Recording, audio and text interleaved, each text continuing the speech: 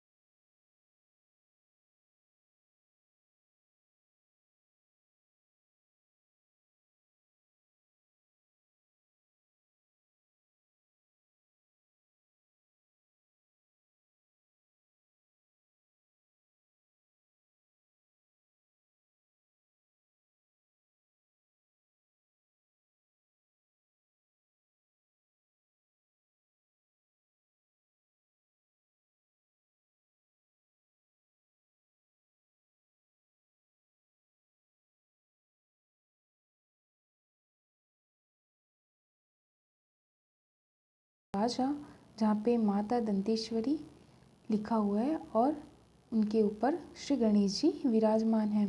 अब हम माता की जयकारे के साथ मंदिर में प्रवेश करते हैं। बोलिए दंतेश्वरी माता की जय।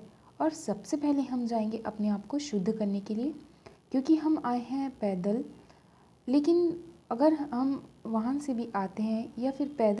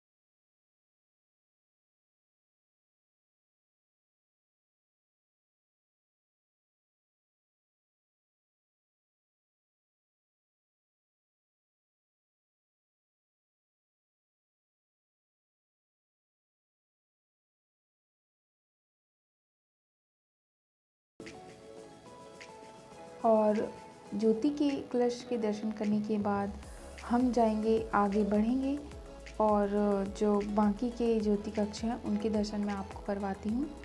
यहाँ पे जो है माता दंतेश्वरी का फ़ोटो लगा हुआ है और यहाँ पे एक बहुत ही पुराना नीम का वृक्ष है।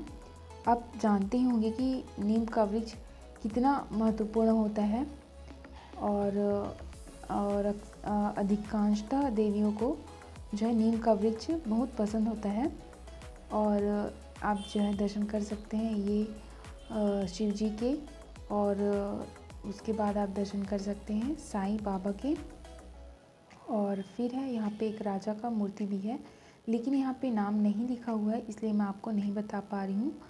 और फिर इनके दर्शन करने के पश्चात आपको दर्शन होंगे जो माता के गर्भगृह का पीछे का हिस्सा है वहाँ पे। और यहाँ पे जो है पुराने समय से लेके अभी तक जो है माता का फ़ोटो लगा हुआ है। हम जब गए थे तो नवरात्रि की शुरुआत होने ही वाली थी, इसलिए यहाँ पे जो है सफाई का काम जो है चल रहा है।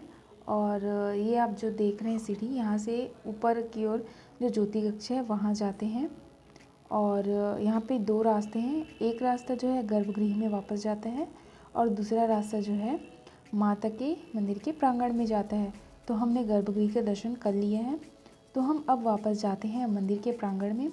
यहाँ पे एक जगह छूटा हुआ है, वहीं से हम प्रांगण में पुनः प्रवेश करते हैं और आपको हम दर्शन करवाते हैं अब प्रांगण में विराजमान देवी देवताओं के।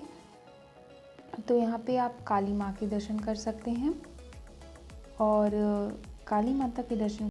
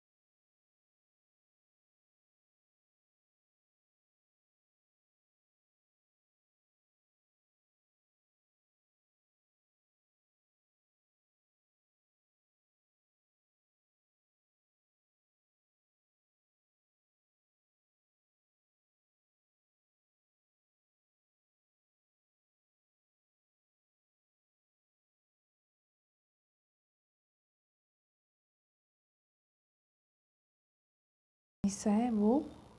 और यहाँ पे ज्योति दर्शन द्वार है, यहीं से हम निकले थे प्रांगण में आने के लिए।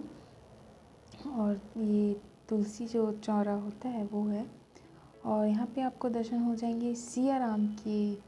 यहाँ सिया राम जो राम, भरत, लक्ष्मण, शत्रुघ्न, हनुमान जी के दर्शन आपको।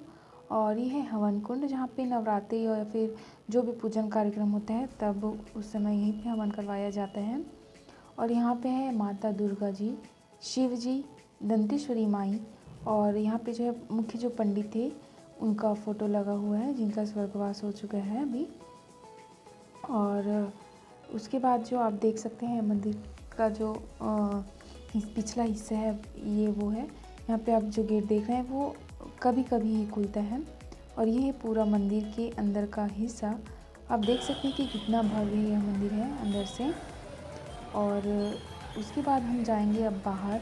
हमने जो दर्शन कर लिए हैं, क्योंकि मंदिर के अंदर का हिस्सा जितना प्रसिद्ध है और महत्वपूर्ण है उतना ही जो है मंदिर के बाहर का हिस्सा भी बहुत महत्वपूर्ण है। तो चलिए अब हम चलते हैं मंदिर के बाहर की ओर। मंदिर से बाहर निकलते ही हमें दर्शन हो जाते हैं एक और शिवलिंग के। और आप जो ये भवन देख रहे हैं वह है माता दंतेश्वरी का भवन। और उसके बाद हम आगे बढ़ते हैं तो हमें जो है एक और हनुमान जी के मंदिर के दर्शन हो जाते हैं। और उसके बाद आगे बढ़ने पर जो है हमें कृष्ण जी के मंदिर के दर्शन हो जाते हैं। और वहीं पर जो है दिवाली के दूसरे दिन जो गोवर्धन पूजा का कार्यक्रम होता है वह करवाया जाता है। और यादव भाइयों द्वारा जो है यहाँ पे दूध दही आदि यहाँ पे बंटवाया जाता है। अब हम बात करते हैं यहाँ के सबसे दूसरे महत्वपूर्ण जगह की, जो है प्राचीन माता दंतेश्वरी के अखाड़ा की। अब हम रोड क्रॉस करके अखाड़े की ओर जाते हैं तो आप ये जो मैदान देख रहे हैं खाली मैदान, यहाँ पे जो है नाग पंचमी दिन कुश्ती का कंपटीशन करवाया जाता है और दूर दूर से जो पहलवान कुश्ती में भाग लेने आते हैं। और यहाँ से जो है अशोक पहलवान जैसे बड़े बड़े पहलवान यहीं से निकले हुए हैं, इसलिए भी यह जगह बहुत ही प्रसिद्ध है।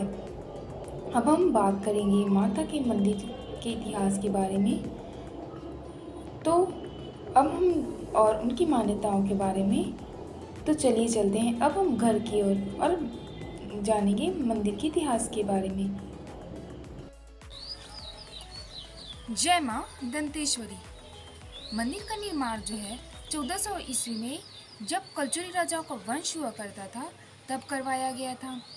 और मंदिर के निर्माण से पहले यह निर्जन वन हुआ करता था और जो ग्वाले होते थे वे अपने गायों को यहाँ पे चराने के लिए आते थे। एक बार जो है एक ग्वाले ने एक गाय को अपने चारों थन से जो है अपने आप ही दूध निकालते हुए देखा और उसी रात को जो है माता दंतेश्वरी ने उन्हें स्वप्न दिया। और यह बात जो है किसी को नहीं बताने के लिए कहती हैं। लेकिन वो जो ग्वाला होता है वो चिंता में रहने लगता है और यह